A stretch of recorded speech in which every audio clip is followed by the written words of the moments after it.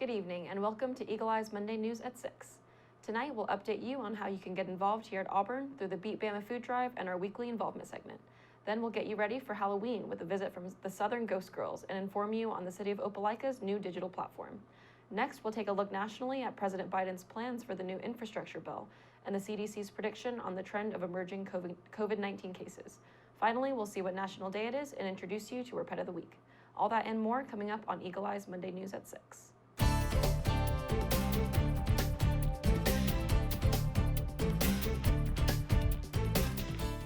Good evening and welcome to Eagle Eye News at 6.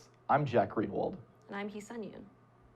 The Auburn University COVID Resource Center has reported 43 new positive COVID cases for the week of September 20th through the 26th. This number is about 20 less than the previous week of 60, continuing the significant decline in new cases here at Auburn. In addition, the center has reported that out of 454 on-campus administered tests, only 25 came back with a positive result. That is a 5.5% positivity rate, which is a slight increase from the previous week of 3%. You can stay updated on Auburn's COVID situation by visiting the Auburn COVID Resource Center website. Friday, October 1st, marked the start of a well-loved Auburn tradition, the Beat Bama Food Drive. Since its start in 1994, Auburn University and the East Alabama Food Bank have teamed up in order to encourage the Auburn family to fight hunger and poverty in East Alabama while challenging Auburn's long-known rival. Auburn will continue to compete against the University of Alabama, who partners with the West Alabama Food Bank in a good-natured competition to see who can collect the most non-perishable goods for those in need. Since the start of its competition, the competition has raised over 6 million pounds of food and will continue to raise more with this time-honored tradition to beat hunger and Bama. As the nation continues to deal with the COVID-19 pandemic, health officials with the Alabama Department of Public Health urge citizens to get the flu vaccination this flu season. According to various statewide Alabamian organizations, while both illnesses are caused by a virus, the viruses are different and require separate vaccines. The Centers for Disease Control and Prevention specifically recommends anyone over the age of 6 months, specifically those in the high-risk category, receive the vaccine. In addition, it is recommended that individuals who care for or live with those within the high-risk population should get vaccinated. For more information on the flu vaccine, visit the Alabama Department of Public Health's webpage. In honor of the new movie Dune coming out on October 22nd, Warner Brothers in association with experiential agency Flipturn have teamed up to bring Auburn University a tailgate that will be offering attendees a Dune food cart with branded merchandise to promote the movie. The movie Dune explores the story of Paul Atreides, a brilliant and gifted young man who is born into a great destiny beyond his understanding, which he must now navigate. The tailgate will take place on Saturday, October 9th, before the Auburn versus Georgia game. To view the trailer for Dune, visit dunemovie.com and watch it in theaters on October 22nd. Searching for activities that will fill your time as you wait anxiously for fall break? Well, look no further. Involvement Ambassador Travis Harrison is here to give you the scoop on all the activities and events you can get involved with on campus this week while you wait. Hey everyone, my name is Travis Harrison, and there are a lot of exciting events coming to campus this week. Monday, Auburn Dance Marathon is having a carnival for the kids on the campus green at 10 a.m. The event will have free food, pumpkin painting, yard games, a costume contest, and a bunch more. The entire event is there to promote children's health and to fundraise for the Children's Miracle Network. So get out there, have some fun, enjoy the fall, and raise some money. On Tuesday, men's rugby is hosting a benefit night meet and greet from 7 to 9 p.m. at Moe's Original Barbecue at the downtown location. It'll be a social event to promote the game of rugby, have fans meet the players, and raise money for the Auburn Men's Rugby Club. Finally, on Thursday, Miss Auburn competition is having 2 info sessions, one at 5 p.m. and one at 6 p.m. These are both going to be held in the Melton Student Center in room 2218. These info sessions will allow everyone to learn more about the competition and about the role of Miss Auburn. The current Miss Auburn, Collins McMurray, will lead the sessions and open it up to questions anyone may have about the role. As always, there are dozens more other events going on this week, so make sure to go onto AU Involve and find the full list. Don't forget this week is fall break, so take some much-needed time to catch up on schoolwork and social life. War Eagle.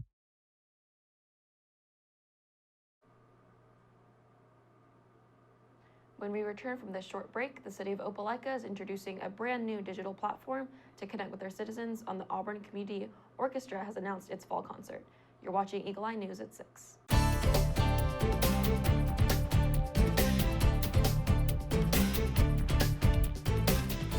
Welcome back to Eagle Eye News at 6.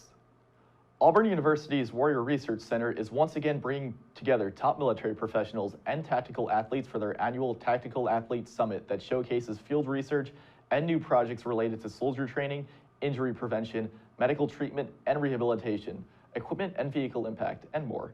The conference is set to be held from October 27th to the 28th at the hotel at Auburn University, as well as the Dixon Conference Center.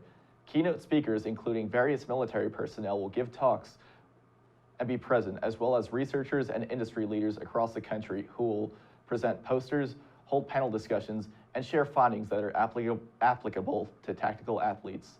Will all be in attendance.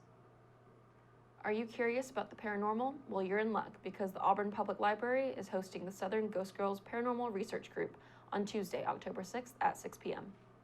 Audience members can enjoy a demonstration of equipment used on ghostly expeditions and listen to testimonials shared by the Southern Ghost Girls about their interactions with the paranormal. In addition to exploring the supernatural, the Southern Ghost Girls host a touring company owned by Leslie and Hyde. The Southern Ghost Girl Tours, LLC is a professional, all-ladies from Alabama team that leads paranormal tours and investigations. For more information on the Southern Ghost Girls, email libraryevents@auburnalabama.org. The city of Opelika has introduced a new digital service platform to improve the lives of its citizens titled Connect Opelika. Powered by the company CityBot, with this new platform, residents will be able to receive important city information through a series of smart texts, web chats, and interactive text alerts. Furthermore, the people of Opelika would be able to make service requests, receive answers to questions immediately, and send personalized messages and get real-time alerts. It all starts by texting HELLO to Connect Opelika at 855-955-5452. For more information about CityBot, connect citybot.io, and for help with Connect Opelika, visit cr@opelika-al.gov. Director of Auburn University College of Architecture, Design, and Construction's Rural Studio, Andrew Freear, has been selected as one of 8 new national academicians by the National Academy of Design. Freear, who supervises graduate and fifth-year undergraduate design and build projects, was recognized for his contributions to arts and architecture. The National Academy of Design is one of the oldest artist-run organizations in the United States and continually advocates for the value of arts and architecture. With this award, Freear joins more than 400 living members of this prestigious group, yet is the only architect elected this year to join 7 visual artists at an October induction ceremony in New York. The Auburn Community Orchestra's fall concert, Orchestra on the Hill, will be held on the lawn at Pebble Hill on Thursday, October 14th, starting at 6 p.m.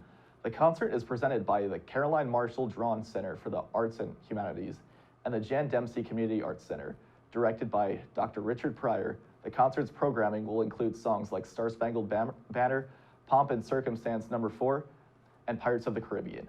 Orchestra on the Hill is free for all who wish to come, with an orchestra-themed kit giveaway to the first 150 guests who show up.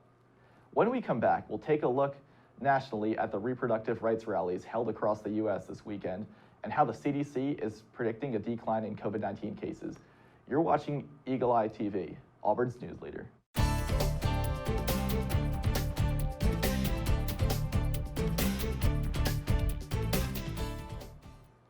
We return now to Eagle Eye News at 6. This past weekend, reproductive rights rallies took place nationwide after the Women's March organized them in protest of new anti-abortion legislation coming into effect in Texas. Women's rights are human rights! That's the main message at more than 600 Rally for Abortion Justice marches Saturday in cities across the country. The government has no right to control the freedom for women to make their own decisions about what to do about their health care. Mail-order abortion drugs are now prohibited. Last month, a Texas state law that bans abortions after 6 weeks, Most people don't even know they're pregnant by the time they're 6 weeks.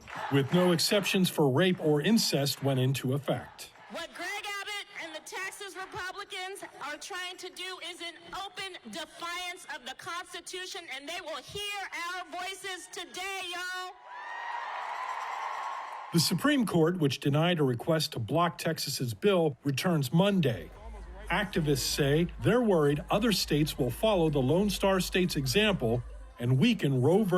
Wade, the 1973 landmark ruling.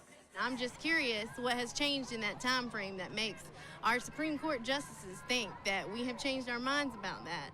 Several anti-abortion events are also being held Saturday. We are going to be there as a voice for pro-life women. It is up to all of us to make sure that women know that there is help for them.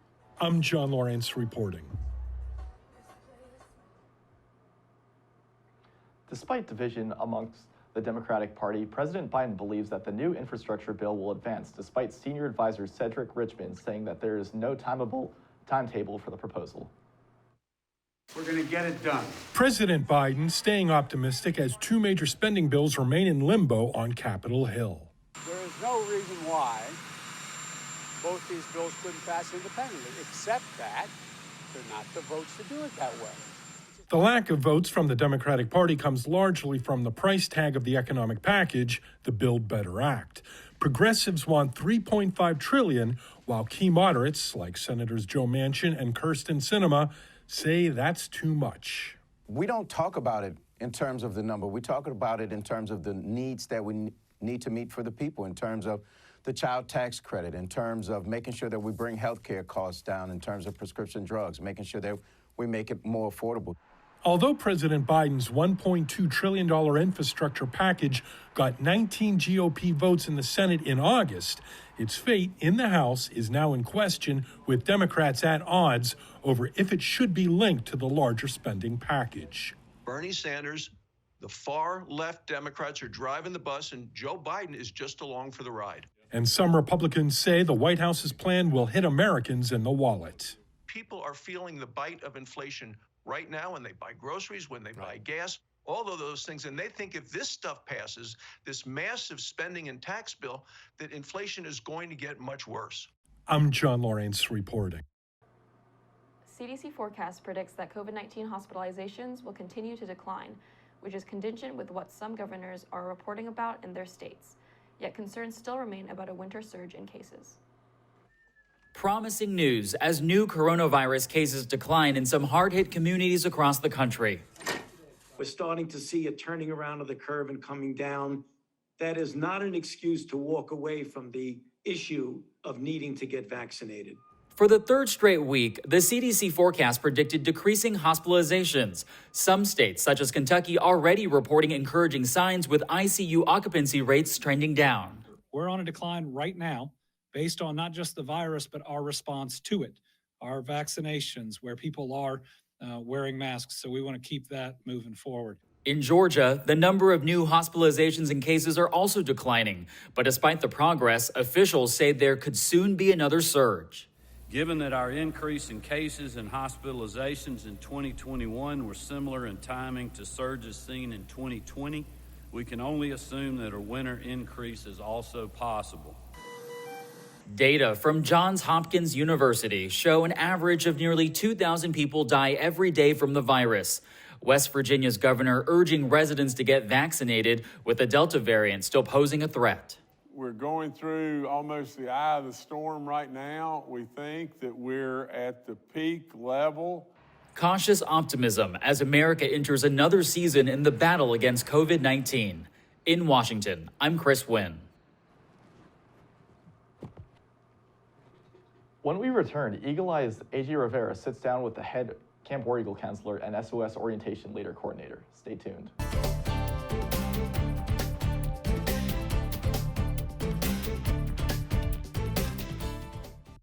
Welcome back to Eagle Eye News at 6. I'm AJ Rivera, and today I'm joined by Jared Peter and Sarah Stokes. Jared, Sarah, thank you both for sitting down with me. So can you guys just go ahead and tell us a little bit about yourselves and about why you're here? Absolutely.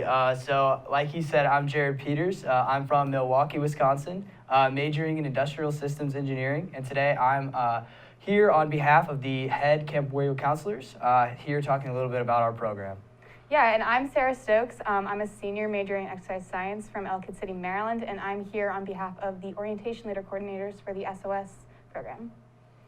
So Camp War Eagle is the summer orientation for our incoming freshmen, while SOS, Successfully Orienting Students, is our orientation for incoming transfer students, correct? Yes, correct. So could you tell us a little bit more about what goes on in these programs?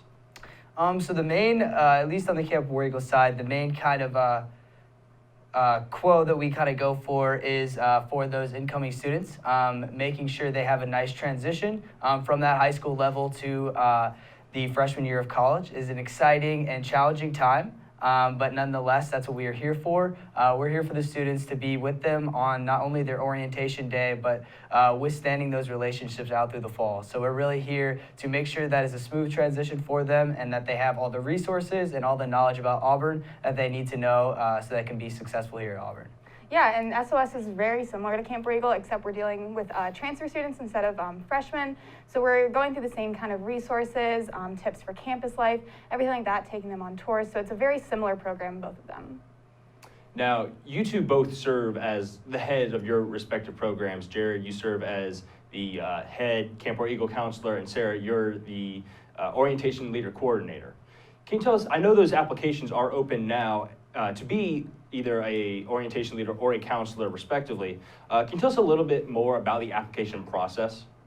Absolutely. So just to kind of go over our role a little bit as the counselor, the head counselors, we are here for those counselors as a way to train them and help them grow into the orientation leaders that we need them to be. So you don't have to have any specific knowledge or any specific skills that you think qualify to be a good counselor. You can come with whatever skills and we can get you to the place that we need. So the application process is out now. So it is a pretty simple application. It closes on October 6th, and then following that shortly after is a round 1 interview. This is a group interview with about 4 to 6 other applicants. And then this leads into the second round interview if selected, and this is a one-on-one interview with staff and some of the head counselors as well to help make that final decision along in that process. Yeah, and just to add on to that, it's one application for both positions, so you can apply to one or both. We really recommend that you apply to both to kind of increase your chances of getting the position. However, you can only serve as either a camp counselor or an orientation leader. You can't do both roles. Now, I know serving as one of these leaders does require that summer commitment. Is there any other time commitment that is required? So actually, that's kind of a common misconception. It is only a requirement for Camp War Eagle. So for SOS, there is not a summer commitment. There is an optional online session that orientation leaders can have the chance to partake in. But that's kind of the upside, and a lot of people like SOS and serve as an OL because it does not have that summer commitment. Yes, and to lead off of that, both the programs have training throughout the spring semester because as Camp War Eagle is that summer commitment, we get you trained those 14 weeks prior to the summer, and those training sessions happen from 2 to 5 on Tuesdays for the Camp War Eagle program, and for SOS, they happen on Thursdays from 2 to 5 as well. So make sure that you don't have any classes scheduled for that spring semester during that time, because we will have weekly trainings during those times.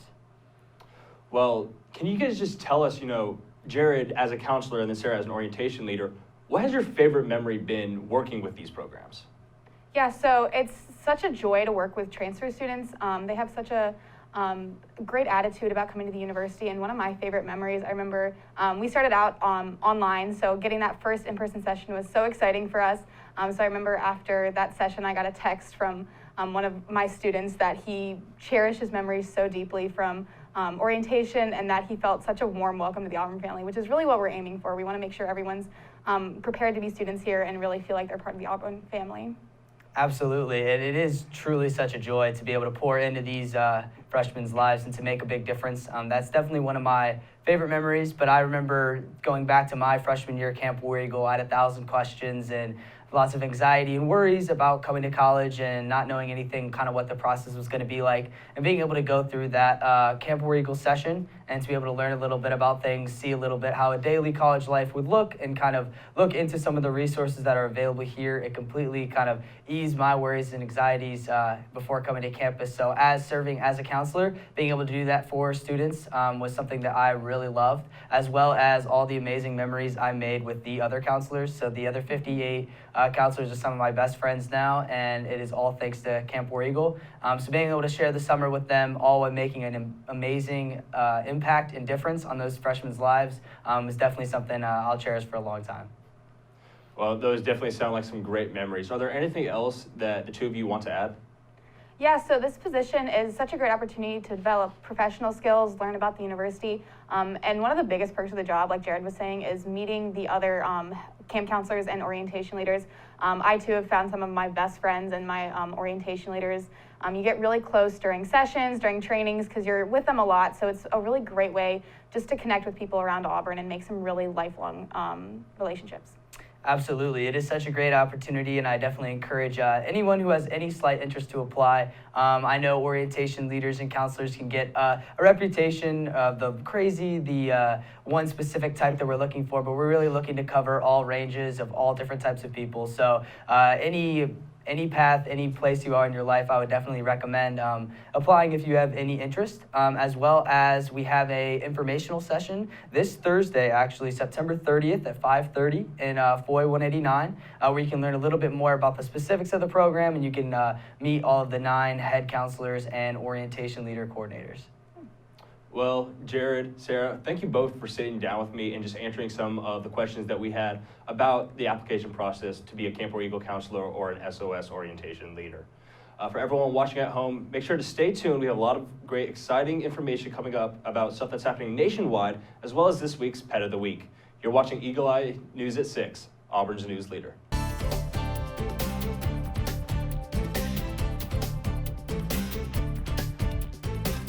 Welcome back to Eagle Eye News at 6. It's October 4th, and if you're a taco lover, you know what that means. It's National Taco Day. Did you know that Americans ate more than 4.5 billion tacos last year? That's almost 490,000 miles of tacos. You can celebrate this beloved holiday by making some delicious and mouth-watering tacos filled with yummy cheese, lettuce, sour cream, and all your favorite toppings at home, or by getting a free crunchy taco at Taco Bell by applying for the rewards app. Feeling ghoulish this October? Well, there is one group that honors the dead year-round. The Auburn Cemetery Advisory Board meets regularly at the committal shelter in the Town Creek Cemetery in order to give recommendations to the Parks and Recreation Director, the City Manager, the Mayor, and the governing body on the ownership, regulation, and maintenance of all the cemeteries owned by the city. Members are appointed to 4-year terms and will meet the first Monday of the month at 4 p.m. For more information about the Auburn Cemetery Advisory Board, visit auburnalabama.org. Remember, the mind is your best muscle. Big arms can move rocks, but big words can move mountains. We know that our new pet of the week, Rocky, isn't that philosophical, but he sure does have a handsome smile for you. Rocky is a sweet pup who enjoys relaxing under the sun and is always up for a quick adventure around town. He doesn't mind his doggy friends playing around him, but prefers to keep himself entertained. Rocky is 5 years old, neutered, vaccinated, and microchipped. He's also heartworm negative. Apply for him today. We're out of time, but for more Auburn news, head over to our website, eagleeyeauburn.com, and check out our social media pages. I'm Jack Greenwald. And I'm Hee Sun Yoon. Thank you for watching, and War Eagle.